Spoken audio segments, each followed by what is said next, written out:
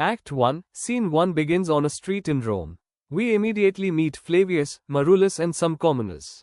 But notice something important. The scene is not going to begin with a calm conversation.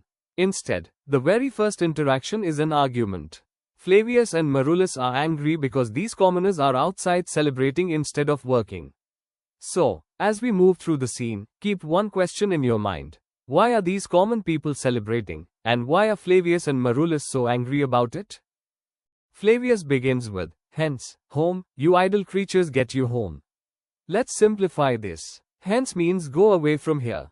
So Flavius is basically saying, go home. Then he calls them idle creatures. Idle means lazy or not working. Notice his tone. He doesn't politely ask them to leave. He commands them. The exclamation mark in, hence, immediately gives us an angry and commanding tone. The phrase, idle creatures, is also insulting. He is deliberately reducing the dignity of the people by calling them creatures. So in just one line, Shakespeare establishes, anger jor authority jor insult. Flavius now questions them. Is this a holiday? In simple English, is today actually a holiday? Then he says, what, know you not? That means, don't you know? He then calls them mechanical. Here, mechanical refers to people who work with their hands, in other words, tradesmen or workers. He says that because it is a laboring day, they should be working. And they should have the sign of your profession with them.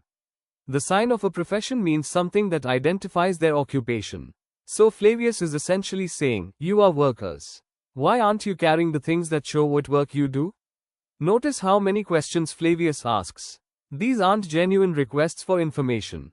They are rhetorical questions. He is using questions to criticize them. The first commoner simply answers, why, sir, a carpenter.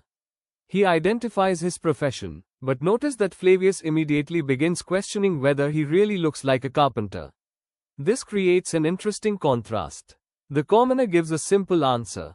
Flavius is not satisfied. He wants to know why this carpenter is dressed differently from how he expects a working man to appear. The commoner's tone is comparatively simple and respectful. Marullus now joins the questioning. He asks, where is thy leather apron and thy rule? Thy simply means your. A leather apron and a rule are being used as visible signs of the carpenter's profession. Then comes another question, what dost thou with thy best apparel on? In modern English, why are you wearing your best clothes? And then, you, sir, what trade are you? That means, what is your occupation? Notice the repeated questions. Again, the purpose is not really to learn their professions. Marullus is challenging their behavior. Symbol leather apron jor rule equals identity of the worker. Device rhetorical questioning. The second commoner says, truly, sir, in respect of a fine workman, I am but, as you would say, a cobbler. This sounds complicated, but the meaning is simple. He is saying, sir, if you want to call me a skilled worker, then I am, as you would say, a cobbler. A cobbler is someone who repairs shoes. But notice the hesitation, I am but. He doesn't immediately give a direct answer. And that becomes important because Marullus is already impatient. Tone respectful but playful. Marullus interrupts him, but what trade art thou? Answer me directly. In modern English, what exactly is your profession? Give me a straight answer. The important word here is directly. Marullus wants a simple answer. But the cobbler is about to turn the conversation into a series of jokes and wordplays. This creates a contrast between Marullus, serious and angry, and the commoner, witty and playful. Tone impatient jor authoritative. Now comes one of the most important wordplays in this scene. The cobbler says, a trade, sir, that I hope I may use with a safe conscience. He then says, a mender of bad soles. A cobbler repairs soles, the bottom parts of shoes. But soles sounds like soles. So the cobbler cleverly creates a double meaning. He is literally a mender of bad soles, shoes. But humorously, he sounds like a mender of bad souls, people. The phrase, safe conscience, also connects beautifully with the word, souls. So Shakespeare uses a pun, or wordplay, to make the cobbler's answer funny. Device pun, paronomasia, mender of bad souls, is a pun on souls, souls. Marullus has had enough. He says, what trade, thou knave? A knave means a dishonest or troublesome fellow. He even repeats it, thou naughty knave.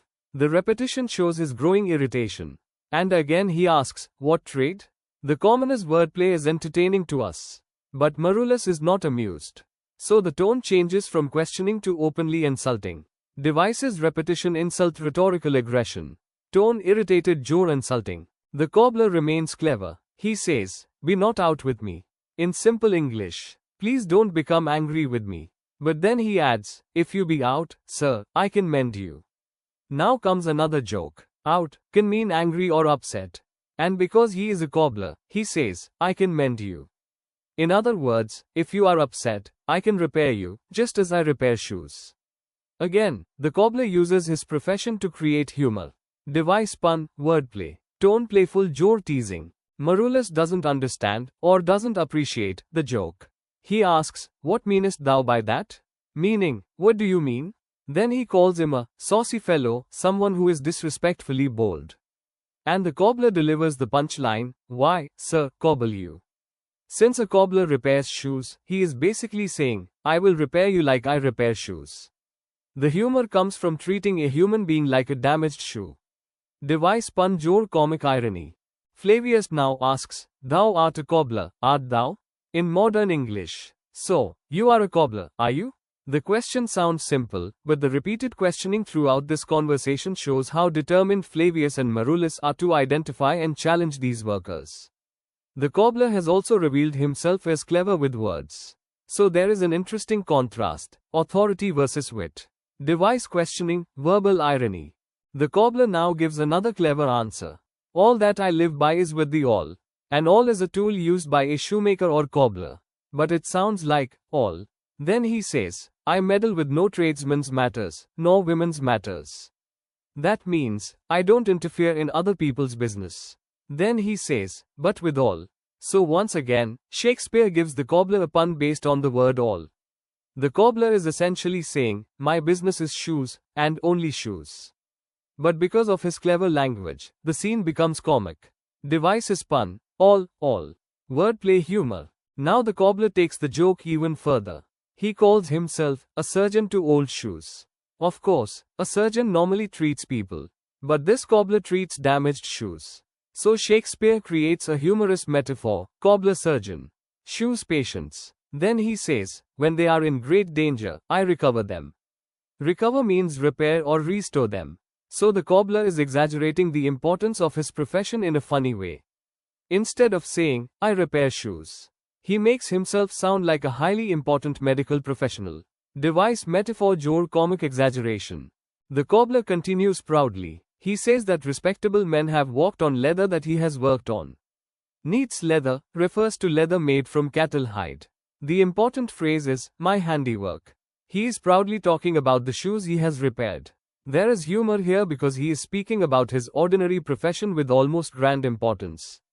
So the cobbler may be socially less powerful than Flavius and Marulus, but he is certainly not intellectually helpless. He can control the conversation through wordplay. Tone proud jor humorous. Flavius returns to his serious questioning. Wherefore means why. So he asks, why aren't you in your shop today? Then, why are you leading these men through the streets? Notice the shift. The cobbler has been joking. Flavius now pulls the conversation back to the real issue. He wants to know, why are these working people not working? This question prepares us for the answer that changes the mood of the entire scene. The cobbler gives a deliberately funny answer. He says he is leading them around, to wear out their shoes, to get myself into more work. In simple English, if they wear out their shoes, they will need me to repair them. This is clearly humorous. The cobbler turns the situation into a business opportunity. And once again, Shakespeare uses the cobbler's profession to create comedy. But then the cobbler gives the real reason. Device comic irony. The cobbler finally explains the real reason. He says, we make holiday. That means, we are taking a holiday. And why? To see Caesar and to rejoice in his triumph. In simple English, they have come out to celebrate Caesar's triumph. This is the turning point. Until now, we have mostly heard the playful conversation between the officials and the commoners. Now Marulus reacts strongly, and his reaction reveals that he does not share the commoners' enthusiasm. Tone shift comedy seriousness. Marulus is shocked. He asks, wherefore rejoice? Remember, wherefore equals why. So, why are you celebrating? Then he asks, what conquest brings he home? In other words, what victory has he brought home? Then he asks about tributaries following Caesar to Rome. A tributary here refers to people or groups who owe submission or tribute. Marullus is questioning the very reason for the celebration. And notice again, questions, questions, questions. These are rhetorical questions. He isn't calmly looking for answers. He is expressing anger and disbelief. Device rhetorical questions. Tone angry, jure incredulous. Marullus now becomes much harsher. He calls the people blocks, stones, and even says they are worse than senseless things. Then, oh you hard hearts. He is accusing them of being emotionally insensitive. The comparison with blocks and stones is a metaphor. He does not literally mean they are stones. He means, you are behaving as if you have no feelings, understanding, or gratitude. The phrase, hard hearts, is also metaphorical. The heart represents their emotional response. Marullus believes their hearts have become hard. Devices metaphor direct address. Repetition tone angry jure contemptuous. Marullus now reminds the people of Pompey. He asks, knew you not Pompey? In simple English, did you not know Pompey? Then he remembers how enthusiastically the people had watched Pompey. He says they climbed walls, battlements, towers, windows, and even chimney tops.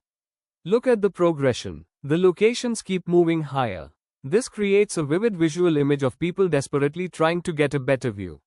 The phrase, many a time and oft, also emphasizes repetition. Marullus is reminding them of their previous enthusiasm. Devices rhetorical question. Visual imagery. Repetition climactic progression. Marullus makes the memory even more vivid. He says people carried their infants in their arms. They sat there, the livelong day. That means, the entire day. And they waited with patient expectation. That phrase shows how eagerly they once waited to see Pompey. Notice the emotional contrast being created. Earlier, Pompey excitement and enthusiasm. Now, Caesar celebration. And Marullus cannot understand this change. Device visual imagery. Important contrast past enthusiasm vs present celebration. Now Marullus asks 3 questions in rapid succession. And do you now put on your best tire? Here, tire means attire or clothing. Then, and do you now cull out a holiday?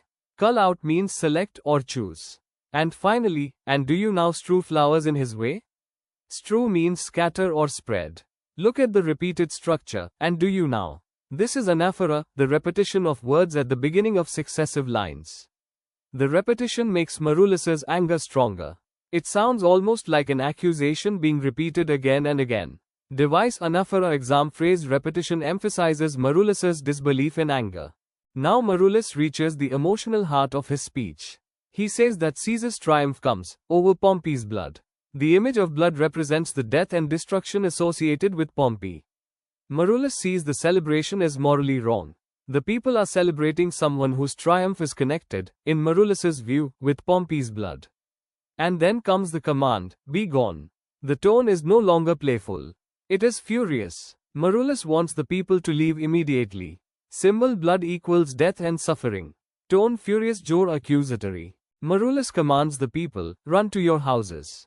Then, fall upon your knees. He tells them to pray. What should they pray for? For the gods to intermit the plague. Intermit means stop or delay. And the plague is connected with their ingratitude. Ingratitude means a lack of thankfulness. So Marullus is basically saying, you have behaved so ungratefully that you deserve punishment. Pray that this punishment is stopped. The tone is now almost like a warning or condemnation. Devices imperatives religious imagery. Metaphorical use of plague. Strong moral language. Flavius now takes over. He says, go, go, good countrymen. Notice the repetition, go, go. Then he tells them to gather the people of their kind and take them to the Tiber. He tells them to weep your tears into the channel. This is exaggerated imagery. He imagines so many tears being shed that they could fill the river. Then he says the lowest stream should reach the highest shores. This creates a contrast between lowest and highest. The image is deliberately exaggerated to show how deeply he thinks the people should regret their behavior. Devices repetition hyperbole imagery contrast, lowest, highest. After the commoners leave, Flavius observes their reaction. He asks whether their basest metal has been moved. This is a metaphor. He compares these people to base metal, something considered low in value. Then he says, they vanish tongue-tied in their guiltiness. Tongue-tied means unable to speak. The commoners leave without answering. So according to Flavius, their silence shows that they feel guilty. Notice the important image, speech silence. At the beginning, the cobbler was full of clever jokes. At the end of this part, the commoners are silent. Devices metaphor, basest metal. Metaphor, tongue-tied. Contrast, speech vs silence. Now Flavius gives Marullus instructions. He tells him to go toward the capital. Flavius says, this way will I disrobe the images. Disrobe literally means to remove clothing. Here, he uses the word for removing decorations from the images. The images are decorated with ceremonies or celebratory decorations. So Flavius plans to remove those decorations. Notice the important contrast. The commoners are celebrating. Flavius is actively trying to remove the signs of celebration. Devise metaphorical language, disrobe. Marullus asks, may we do so? In modern English, are we allowed to do this? He then reminds Flavius, you know it is the feast of Lupercal. So this line introduces another important detail within the scene, the feast of Lupercal. Notice that Marullus is aware of the occasion taking place. But Flavius's response is immediate. Flavius says, "'Tis no matter." That simply means, it doesn't matter. He does not want the images decorated with Caesar's trophies. The important idea is that Flavius does not want Caesar's symbols of victory displayed. So the physical decorations become important symbols. They represent public celebration and admiration. And Flavius wants those signs removed. Symbol decorations, trophies equals visible signs of Caesar's honor. Flavius now says he will go around the streets and drive away the vulgar. Here, vulgar refers to the common crowd. He wants to remove the crowd from the streets. Then he tells Marullus to do the same wherever the people are gathered in large numbers. The phrase, where you perceive them thick, means, wherever you see them gathered closely together. So the two men are now actively trying to control the public celebration. Tone authoritative jor controlling. Now comes one of the most important metaphors in the entire scene. Flavius says, these growing feathers plucked from Caesar's wing, and will make him fly an ordinary pitch. Imagine Caesar as a powerful bird flying high. The feathers represent the things that are helping him rise higher in the eyes of the people. Flavius wants to pluck those feathers away. Why? Because then Caesar will not be able to fly so high. The phrase, ordinary pitch, means the normal or ordinary level of flight. So the metaphor communicates one central idea. Remove the signs of Caesar's growing power, and he will not rise so far above ordinary people. Devise extended metaphor. Flavius finishes with another image of flight. He says Caesar might otherwise soar above the view of men. To soar means to fly very high. So Caesar is being imagined as someone rising far above ordinary human beings. Then comes the final phrase, servile fearfulness. Servile means like a servant or slave. So Flavius fears a situation in which people live in fear and submission. This is why he wants Caesar's growing symbolic power reduced. The final image is therefore, Caesar rising higher versus ordinary people becoming fearful and submissive. Devices extended metaphor. Imagery symbolism tone fearful jor politically suspicious. Flavius finishes with another image of flight. He says Caesar might otherwise soar above the view of men. To soar means to fly very high. So Caesar is being imagined as someone rising far above ordinary human beings. Then comes the final phrase, servile fearfulness. Servile means like a servant or slave. So Flavius fears a situation in which people live in fear and submission. This is why he wants Caesar's growing symbolic power reduced. The final image is therefore, Caesar rising higher versus ordinary people becoming fearful and submissive. Devices extended metaphor. Imagery symbolism tone fearful jor politically suspicious. And that brings us to the end of the lines shown in this scene. Look at the journey. We began with, hence, home. We moved through, questions, jokes, celebration, anger, condemnation, action. And we finally reached the image of Caesar's growing feathers. The central concern expressed in these lines is very clear. Flavius fears Caesar's growing elevation and the effect it may have on the people. That is the idea we should carry into our exam answers. If you have understood the scene, don't just memorize the meanings. Understand the patterns. The scene repeatedly uses rhetorical questions to show Marullus's anger. The cobbler uses puns to create humor. Marulus uses metaphors like blocks, stones, and hard hearts to insult the people. The Tiber is given human qualities through personification. The crowd's shouting is exaggerated through hyperbole. And the final image of Caesar's feathers is an important extended metaphor. So if an extract question asks you about a literary device, don't simply name the device. Always explain. What is the device? Where is it used? What does it mean? And most importantly, why does Shakespeare use it here? That last part is what turns a basic answer into a strong answer.